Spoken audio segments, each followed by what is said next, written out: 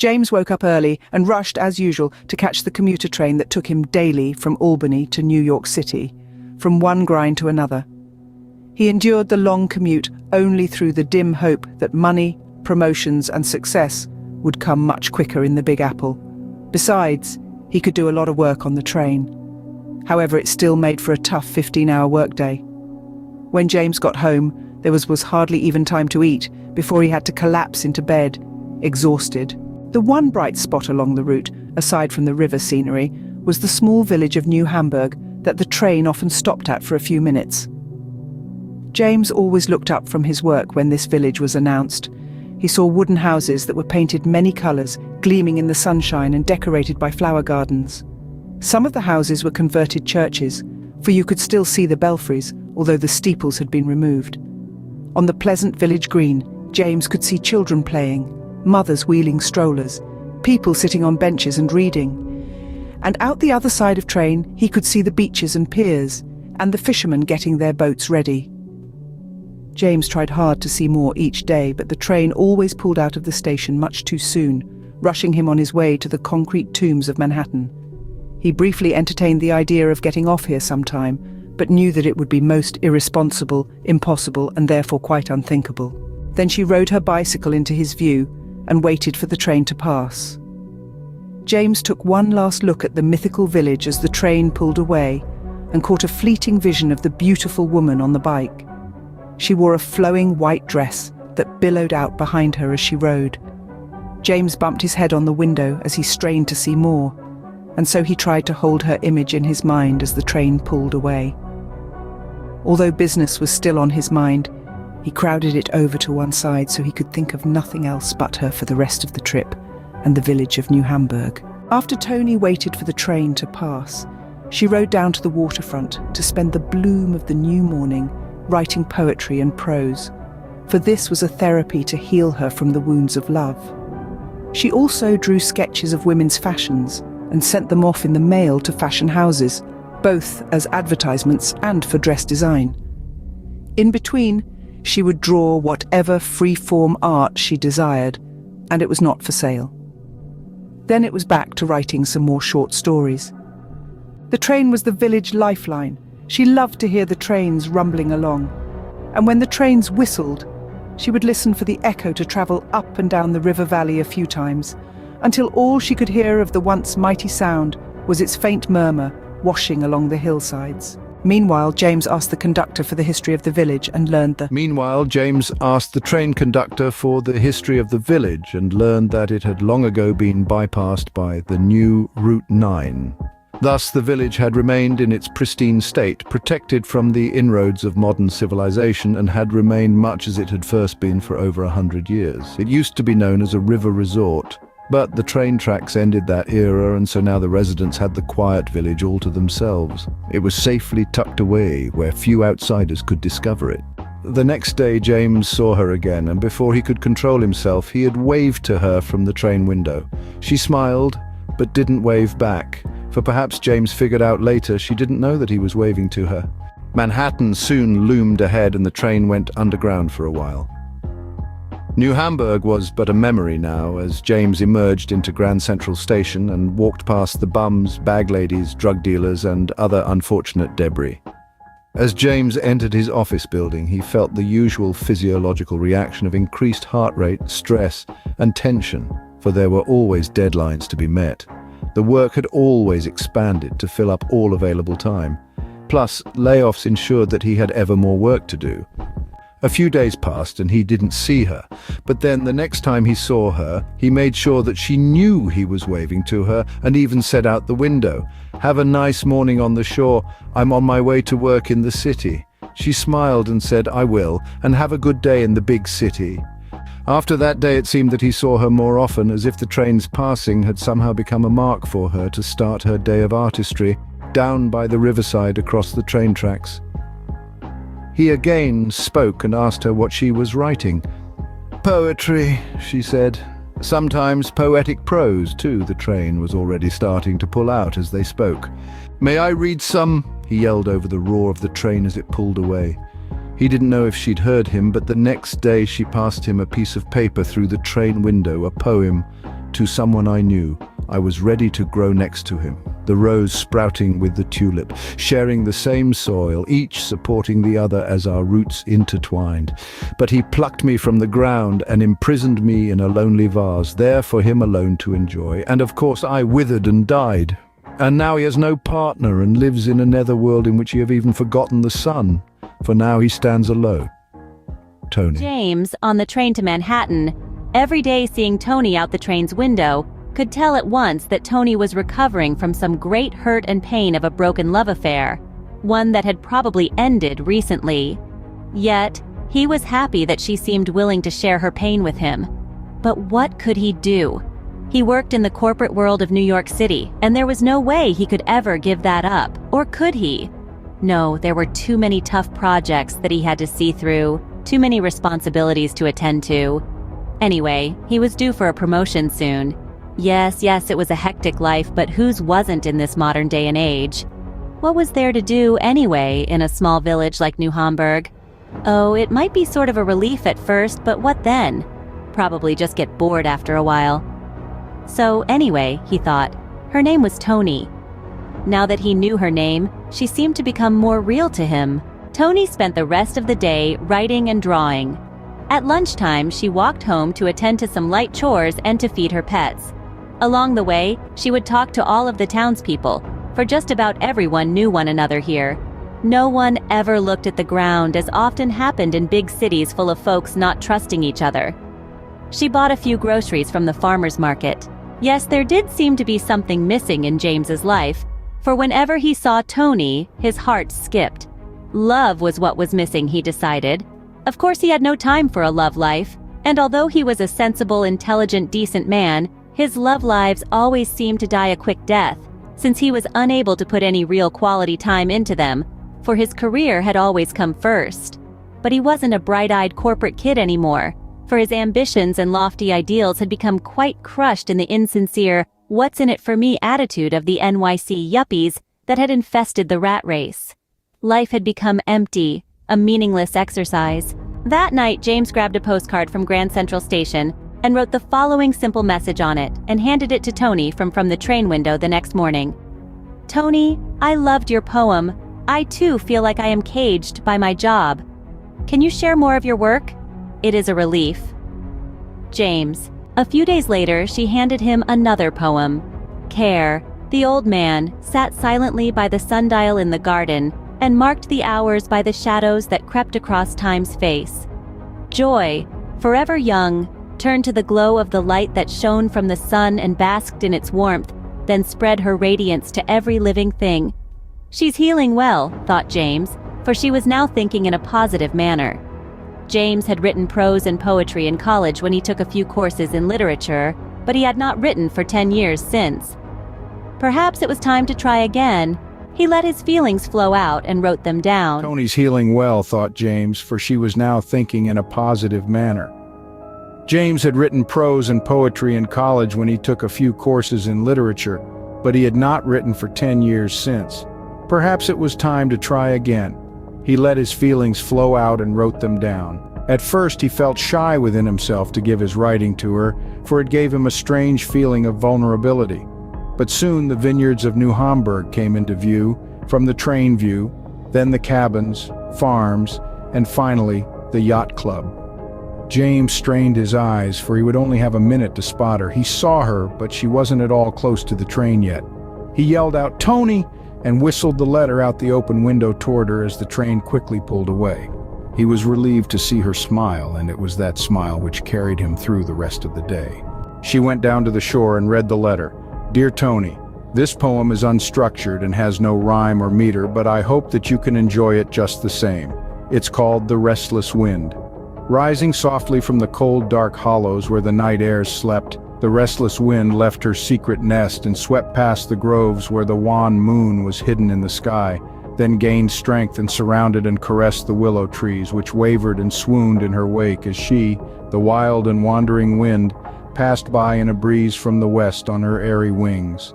She spread the incense of morning to every growing thing and woke the roses from their slumber by drinking from them their blanket of dew, then told tales of the joyous woods to the birds who carried them to my ears.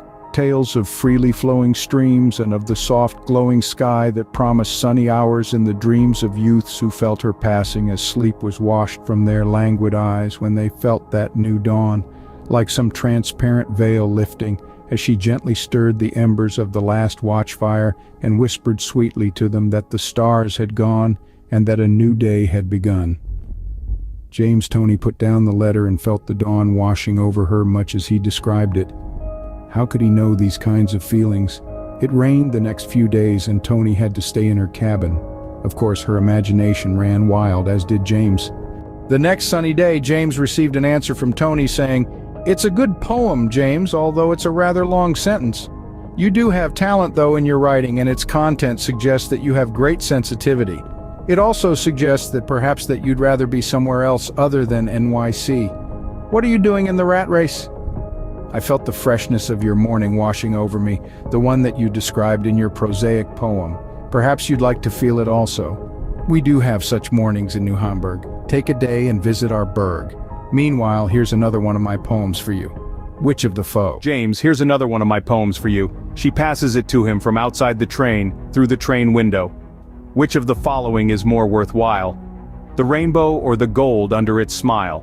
Well, the rainbow is here and now, the pot may turn out not to be worth the miles. And here are some of my ramblings to go with your restless wind.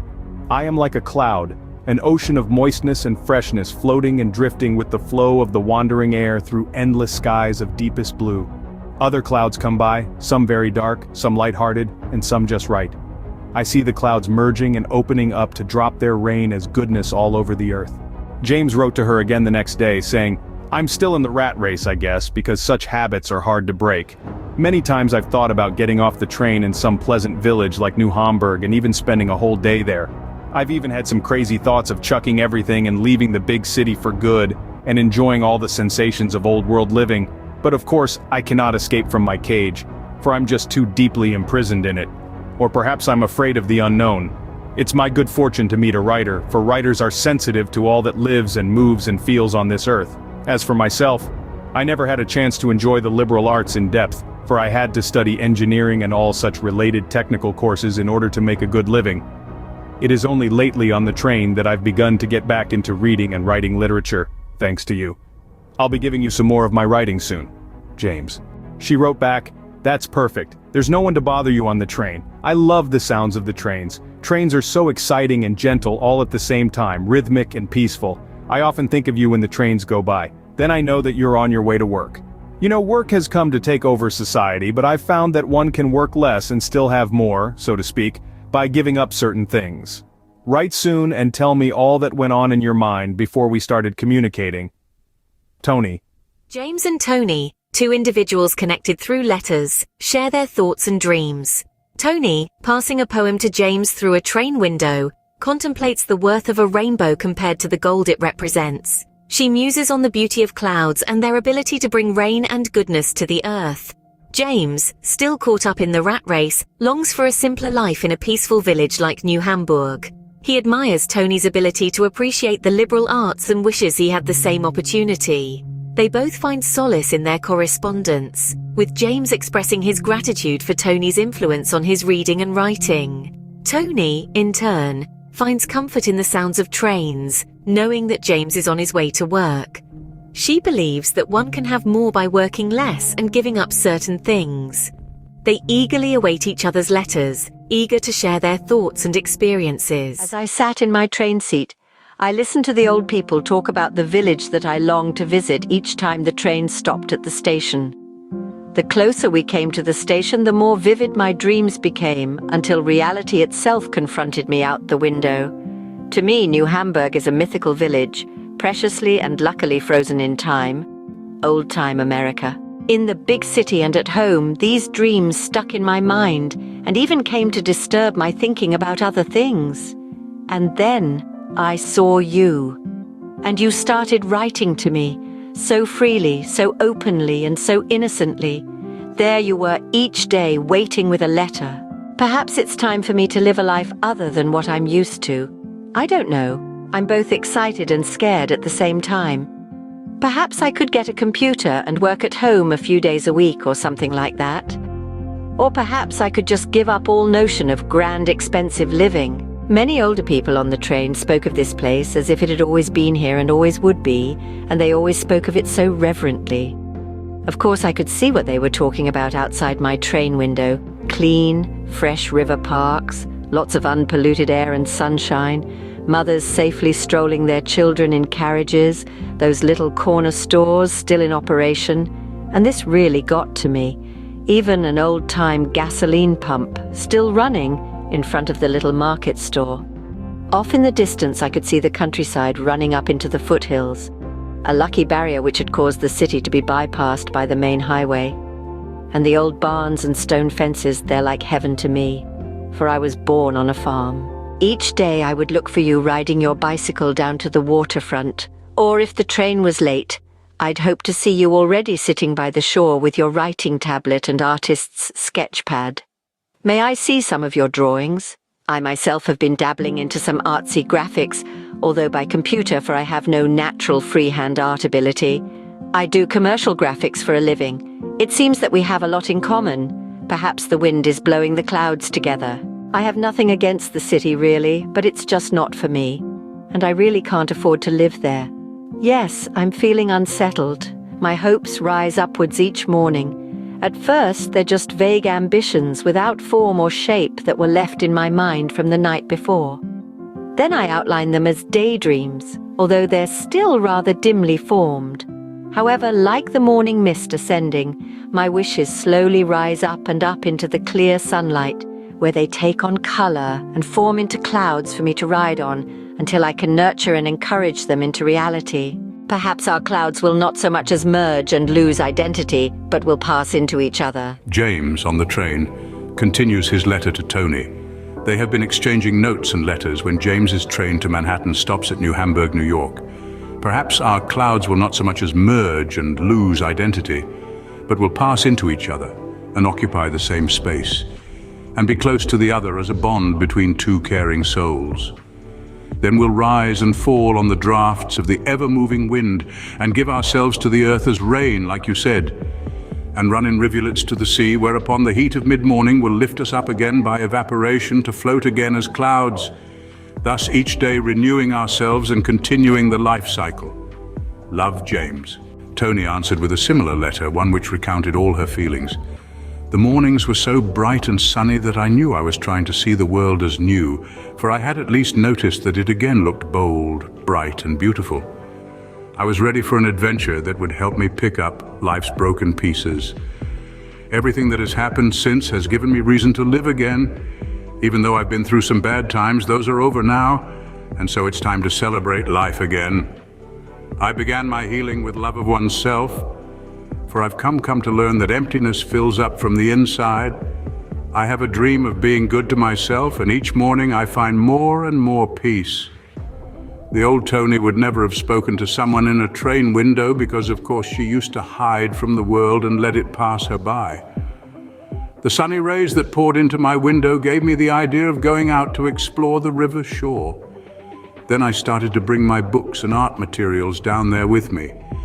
Looking at the flow of the river seemed to allow me to feel more peaceful. Sometimes I would walk, and sometimes I would ride my bicycle. Oftentimes I would even stay until after sunset and look at the stars until I got cold. I saw a train going by as I waited to cross the tracks. Only a few local people get on or off here anymore. The village population is not what it used to be, but lucky for me that meant that there were many fine houses which were quite inexpensive. The last 3 generations of my family have lived in this village. It may not be as alive here as it once was, but my heart remains vibrant. Now the train station itself is closed and the people have to wait for the train out in the rain and the cold, but that's life, I guess. A lot of the express trains don't even stop here anymore, but to me it's still paradise. I see so many faces of city folks on the train. Where are they all going, I wonder? Why do they live so far away from their jobs? Then I noticed that a man was looking at me on my bicycle from the train window. It had been a long time since I could look at a man directly like that. I began to show my writings to this man. For that man was you know. One can really get to know someone through their writings. Tony passes yet another note from the train station platform through the train window to James on the train when the train stops briefly in New Hamburg, New York. They have been exchanging love notes this way every day for some time. P.S. Another poem for you. The rustling of the trees comes to my ear. In this, the most mellow time of year, harvest brings fulfillment, yearning too, for autumn is both a smile and a tear. James got up as usual at 4 a.m. the next day to take the train to go to work in Manhattan. Silently, knowingly, he packed a lot of things that he knew he'd never need at the office, for he was now the restless wind rising from the cold, empty hollows. At dawn, the conductor called out, "New Hamburg." James was reminded of the Twilight Zone episode of Willoughby, about an apparition of a mythical village operating back in time. James got off the train, with all his baggage, and was never heard from again by anyone in the big city. And so, the story of Tony and James in the mythical village comes to an end. Their love, expressed through secret notes passed between train windows, was both beautiful and mysterious. But James, feeling the call of something greater, left behind his old life and disappeared into the unknown. Perhaps he found his way to the mythical village, or perhaps he embarked on a new adventure altogether. Whatever the case may be, their story will forever be remembered as a tale of love, longing, and the allure of the unknown.